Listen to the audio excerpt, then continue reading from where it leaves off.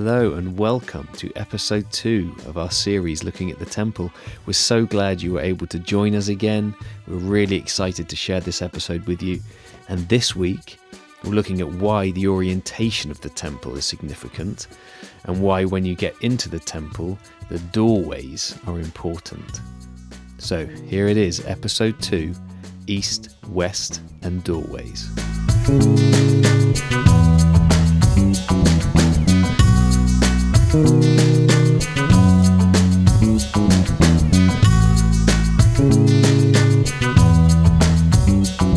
So I'm going to talk this morning about East and West and that kind of stuff, which is a bit strange when you're thinking about a temple probably, but the direction you move often in the Bible signifies something. Like so imagine people writing scriptures and writing things down. Well, it's very different to today, in that nowadays everyone writes everything and they post it so everybody can see everything all of the time.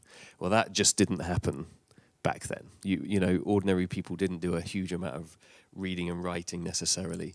And so it would be kind of priests and very well educated people in government and things like that would do it. So they generally don't just put things to add, just for the sake of it. They want to try and communicate something. So we're talking about East and West in the temple. So the first thing to know about going east in the Bible is it can often signify moving away from God's presence. Okay, so there are a whole bunch of examples. So Adam and Eve, they leave the garden through the east gate. Cain is moving east when they decide to build the Tower of Babel. When Abraham and Lot split up, Lot went east to Sodom and Gomorrah. In Pharaoh's dream, it was the east wind that brought that withered the ears of corn.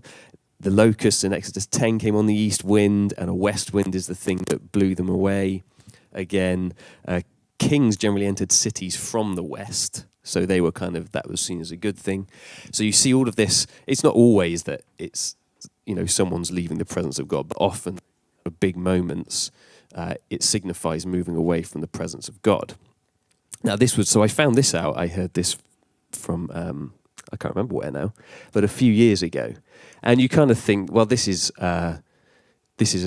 interesting, but does it really mean Why does anything? That matter? Yeah. Who cares? Lovely information. Thanks for telling me, but I don't really quite know why I need to know this until I was reading through Exodus, and we were, they'd come out of Egypt, and God was speaking to Moses, and in Exodus 25, God begins with the tabernacle. He begins the instructions for the Ark of the Covenant and the lampstand and all of this stuff, and then in chapter 26, it goes into the tabernacle itself and how that's meant to be built, and it has all of the rings and the bases, and it's this tall and this wide and all of that stuff, and generally you begin to just kind of go, yep, blah blah blah, well done, you're building something. Anyone else just scan through? And that's what I used to do. But then I find this information out, and it must have been a couple of years later. I was reading through this, and like I say, you're kind of like, why am I reading this? I'm never going to do this, so I don't need to know these instructions. I don't think the new building. You haven't built a full-size replica in your back garden before? No, and I don't think Phil wants to hear about this for Area F, as far as I know. I'm not going to. Yeah, save a ton of money on an architect and just use the plans in the Bible. Moses already done this. So anyway, I'm reading through, and the going east thing is in there, and then I get to verses 18 and 19 in 26. And it says this: they should make 20 frames for the south side, 40 bases of silver for the bottom, blah, blah, blah. Verses 20 and 21 God says, do the same for the north. And then it says, verse 22, the rear of it, of the tabernacle, which is westward, you should make 6 frames, which means the entrance to the temple, the entrance to the tabernacle, is on the east. And they would camp. And when they stopped, they would camp various tribes around it in various orders. But this is quite significant in that the entrance to the place where God dwells is facing everyone who has decided to leave the presence of God. Okay, so it's like God is stood there, his arms are wide open, and it's like anyone can come. I'm making this as easy as possible. You know, you kind of begin to think of parables Jesus told, like the lost sheep, the lost coin, all of that kind of stuff, where it's the prodigal son. He's looking out. He's looking for the people to return all the time. He's always open. You know, it's not that it's. He's not going to make it hard. Yeah. And it's like, wow, this is amazing. That the very, like, down to the building, you know, the instructions for the building of the temple and the tabernacle is, I am open to everybody and I'm facing the ones who have maybe turned away from me for some reason, and he's bringing them in. I love it. And it just reminds me of that bit in the story of the prodigal son, you know, where the father's out there kind of on the porch pacing, looking for the son to come back at any moment, and spots him on the road because he's facing that way already. He hasn't got his back turned busy on with, like, you know, well, I'm dealing with a good son right now, you know. But he's like looking out that way already. And I just think it's brilliant when we find these bits in the Old Testament, because we can fall into a trap of thinking like, oh, the Old Testament was the angry, mean God with all the rules, and then Jesus come and calms him down a little bit, and suddenly he's like Abba Father in the New Testament. So we should only read the New Testament because that's where nice God is. And it's like, no, he was there like reaching out to us, looking for us, watching for us on the road right from the very, very beginning. And he hasn't changed. His love has just been so steadfast, so faithful. And he put it into building plans. Yeah, it's so cool. I can learn something from God just by the dimensions and the way the thing faces. Yeah. But I find that amazing. Like, it's because other than that, I mean, it's quite a boring part. I mean, large parts of that Exodus, those chapters of Exodus are like, okay, let's get to we've done the Exodus, let's go on to the good bits. Oh no, now I'm in Leviticus. But yeah, that he would reveal himself in that way, I find incredible. So he's always facing out. The temple is not for, it is for people to come to him, but face away and people to, hello? I'm going. Sorry if you're losing Nate's mic a little bit. We tried changing mics today to see if it made it better, but it's not that. It's just the power coursing through me, shorting it. So facing east, you know, people moving out of the presence in God, making it, you know, standing there waiting for them, like the Father. So cool. Son. So there we go. Architecture, design, facing east. Yeah, brilliant. And I wanted to think a little bit about the doors, just quickly today as well. Like, in fact, not even just the doors, because there were no doors. The door posts. We're getting super specific. Whoa. All right. So each of, like we say, read through all these details in Leviticus and stuff, and you're like, man, this is dull. But it's only dull until you find something out about it, and it's like, man, like you say, like if you're gonna have a scribe write this down, keep it, treasure it for thousands of years, you better make it worth the ink. You know, like it's got to be there for a reason. And as soon as we start trying to peel back a little bit, it just gets so intriguing. Well, I think you might disagree once you've heard me talk about doorposts for 5 minutes, but. So I started looking up about the doors, and when we're talking about the temple, there's a few layers of it being a bit confusing because there's a bunch of different temples through time, and so we could be talking about the tent of meeting, the Moses tabernacle, and those are two different things, which is hard to get your head around already. They're both tents and they're both Moses, but there's two.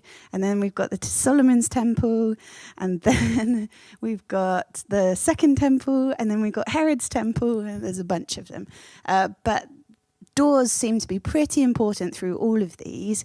And so I just wanted to look at that because that's the bit that we kind of enter in through. And so as the weeks go on, we just wanted to get like closer and closer. That's our kind of, we started out in the village. We've come towards the entrance, and now we're going to step through the doorway. So I started looking up about the doors, which there are none. There's no shut doors to the temple, which I think is really cool to start with already. There's doorways, but they said they want it to be open night and day, that people can come in any time. The door is never shut. And I think that's cool already. Like when we're thinking about the temple as a kind of picture of what our worship and coming into God's presence, drawing near and worshipping him, loving him, bringing our sacrifices of praise and stuff. The door is always open. It's so important, and it's always facing towards us. But like, if you're going to have door always open, why have a doorway? What's the point of that? That seems really counterproductive. And I think as I looked into it, I really think it was there just to make us kind of pay attention a little bit. So I was reading, there are these reports about some kind of recent-ish archaeological digs that had turned up. They found like a model. We might not have made a full-size scale replica in our back gardens or anything like that, but people did, and they found this kind of old buried shrine which had a miniature replica of the temple in it. And they were looking at this little miniature replica and found that there's a word in the Old Testament that they've never really known how to translate, and that word is, I'm going to make sure I get it right, I checked it this morning, mezuzah, or mezuzot, plural. Mezuzot, which means, we think, something like doorposts. And it comes up a couple of times in the Bible. One is when they're talking about the doorposts in the temple. One when they smear blood on the lintels, the doorposts. And one when they get that rule about take God's law and write it and put it on your doorways on the mezuzot, and they're like little boxes that you would put the scriptures in. And put them on your door so that you pay attention every time you're coming and going. It's got scriptures like, "Hear, O Israel, the Lord our God is one. Love the Lord your God with all your heart and all your soul, all your strength." And so they'd have those. Anyway, what's the point of that? The point is that they actually numbered how many doorposts they had to have in the temple. Normal door obviously has 3, but the Bible said it had to have 5. So the people for ages have been like, well, I don't think it can just mean the bits of wood, can it? Because how could you have 5 bits of wood around a doorpost? That doesn't make any sense. You've got like 1 on each side and 1 across the top. You've got 3. So they're saying, right, we need to try and translate this a bit better. We're not quite sure what it is. And until they found this little shrine with the miniature replica, they didn't really know. But when they found this miniature, it actually had these carved stone doorways set inside each other. And loads of temples in this region, in the Middle East, they would have 3 doorways set inside each other to make people know that it was a really holy place and that you're entering into somewhere special. It's not just any old door. This is a special place. But in Solomon's temple, the rules were that the door had to have 5 of these, 5 doors set one after another, each one carved into the stone. So intricate, such hard work. Think about like transporting that, because they weren't allowed to carve it on site. They didn't want to like defile the site with any noise and hubbub and stuff. So you'd do these like 5 stone door frames, one inside another, and transport them to site. And the whole point was, the door is always open. You can come anytime you want. But pay attention as you come in, because just because it's there all the time doesn't mean it's an everyday thing. Like, it's special. Yeah. There's something to notice.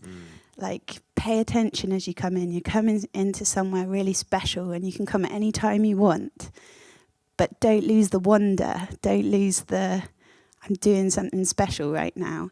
And I just thought, what an amazing kind of image of what we do on a Sunday, that like we can worship anytime, any place. So why bother coming on Sunday? And there's something about gathering together that says, pay attention. You can come anytime. You can worship anytime. You worship doing the dishes. You worship in the car.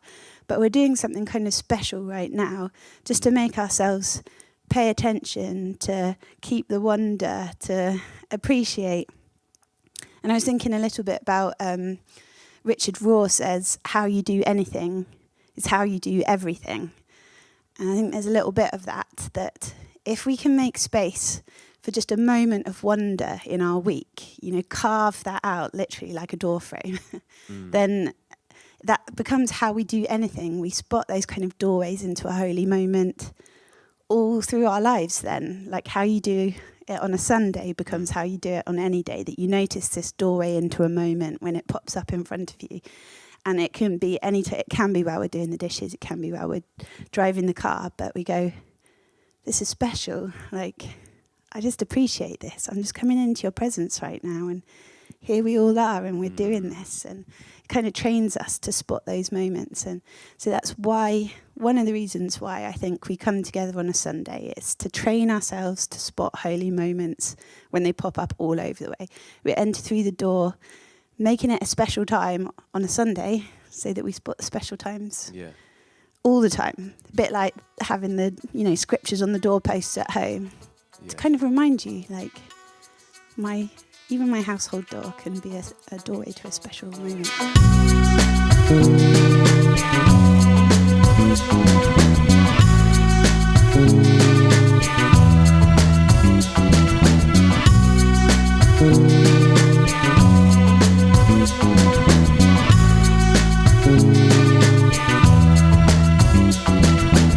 Well, who knew that the direction you travelled to the temple and the doorways that you passed through when you got there was so significant?